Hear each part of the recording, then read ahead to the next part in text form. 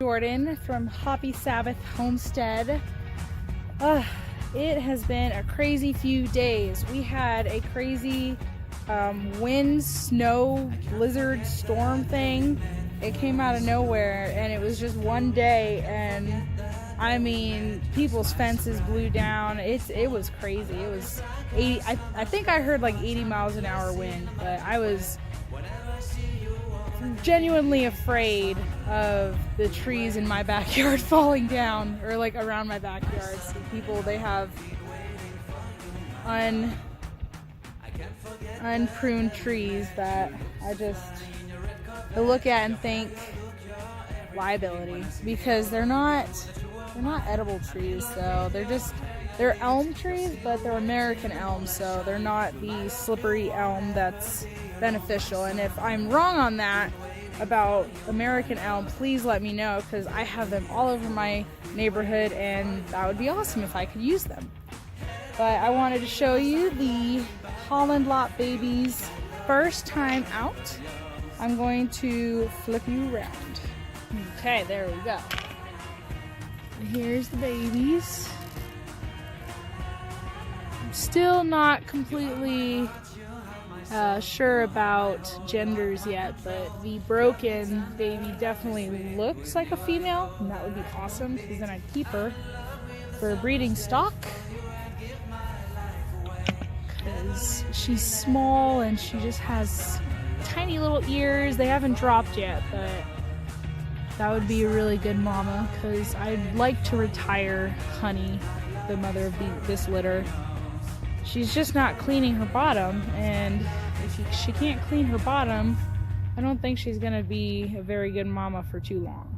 After the wind snowstorm, or during it, the Holland Lops, I came out to check on them because, I don't know, I just had this feeling, and they had icicles on their ears.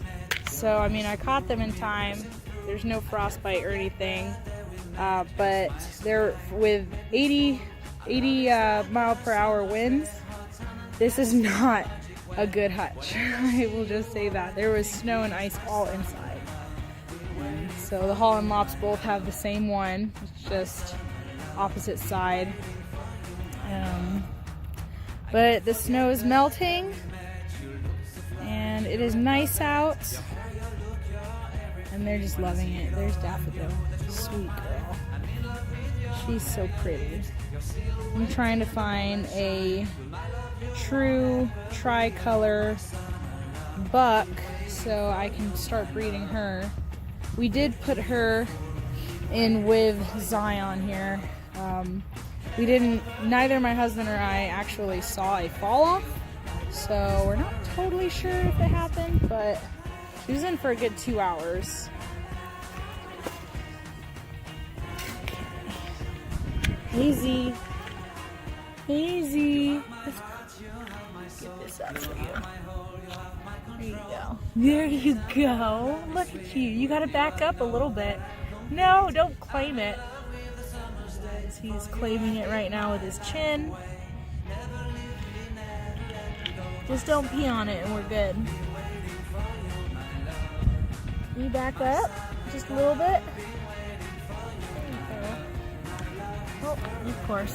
Zion, you're kind of a turd. Come here. Hey, Z. Hi, buddy. Hi.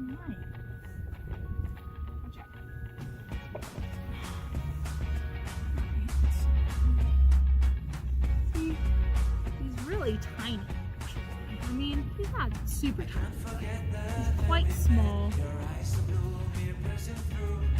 But he is such a love muffin. He loves to be loved. Can you turn around this way so they can see you? There you go. He's really good. My husband loves him.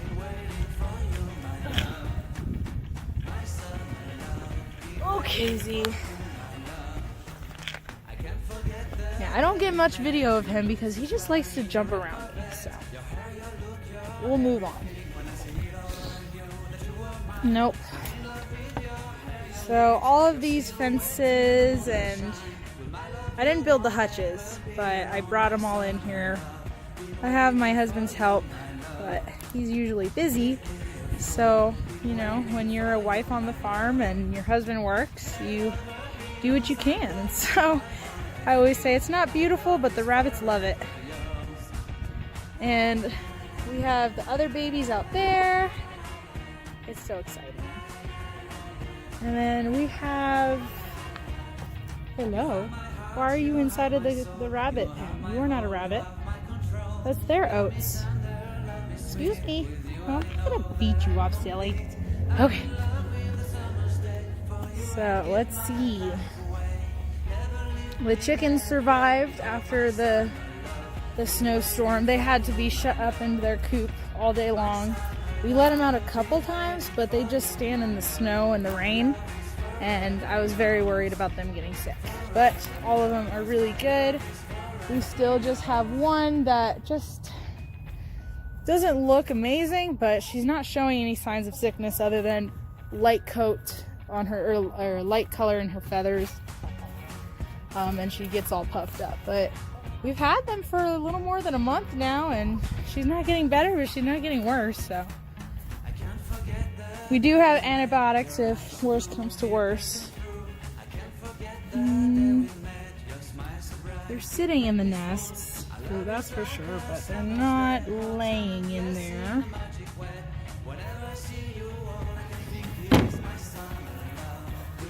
Oh, hopefully this weekend I get to have a little bit of time to work on the garden. This might just be a one-shot video just for today.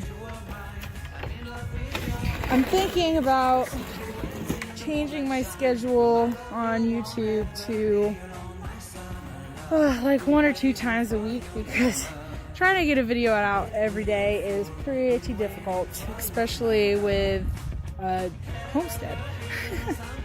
So I think I need to give myself a little grace here. But what we're looking at right now, this one is the raspberry plot. It has last year's raspberry right in the middle, and then that is the strawberry thing. That is just strawberry seeds. We're just doing an experiment and seeing if anything sprouts or if we get anything this year. I mean, I put a whole packet of strawberry seeds in there, so we'll see. Put all my eggs in one basket. And then, yep, so that's raspberry. This is the blackberry. I'm very excited about this blackberry because I actually got this blackberry start from the mountains up here in Colorado. I don't remember what it's called. I'll have to look it up. I might ask my husband and then put it up in the video. But this is going to be super cool because there we go. It's going to be really cool because we got the starting from up in the mountains in Colorado. It's a national park, and I saw them, and I got 3 of them. I planted them all inside of a 5-gallon bucket.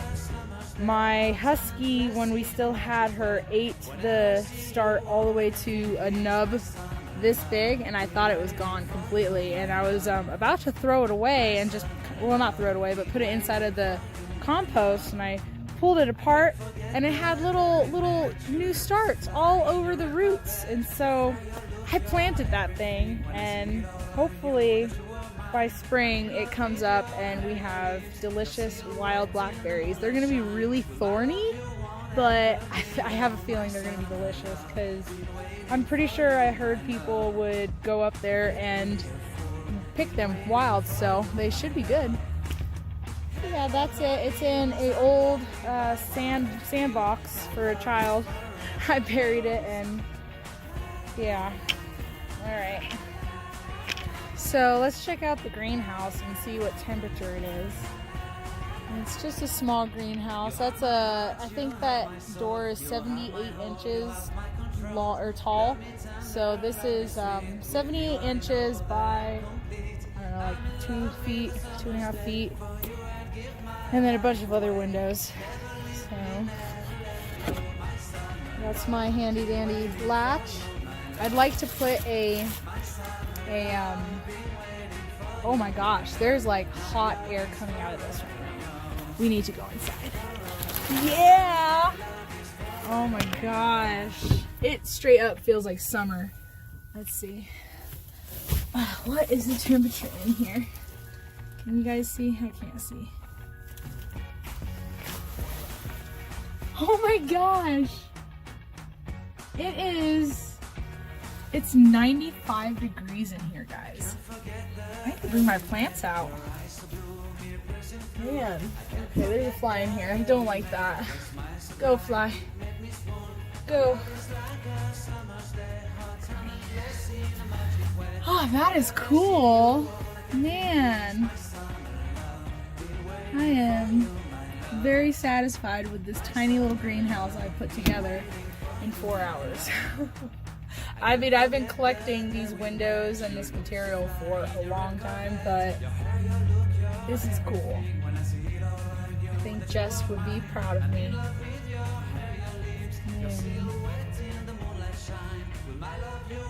Sometimes I just have to sit and I just revel in just the amazement of being able to do stuff like this. You know, having the freedom to go and get free stuff and put it together and make something beautiful. I've not put any seeds in any starts in here yet, but coming in here when outside is when outside is, I don't know, probably about 45 degrees out or so, maybe a little more than that, but it's 95 degrees in here. I can put plants in, and it was like 15 degrees, and it felt like negative, and there was 80 mile an hour winds. Oh, and so with the update on the babies, we have 8 now. So we lost 3 or 4 babies from Gideon's litter. We just had some complications. This was the first time that we shelved the babies, and we didn't know a lot of things. So it was definitely a learning curve for sure.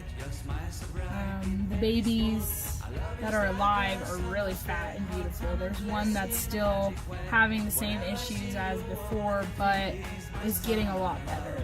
I'm washing its butt every single day and pulling off the little scab and putting the Neosporin without any pain relief. And I mean, it's looking better, it's eating, it has energy. We lost one this morning, it was very sad, but we knew we were going to lose it last night because when we took it out for the feeding, it didn't eat.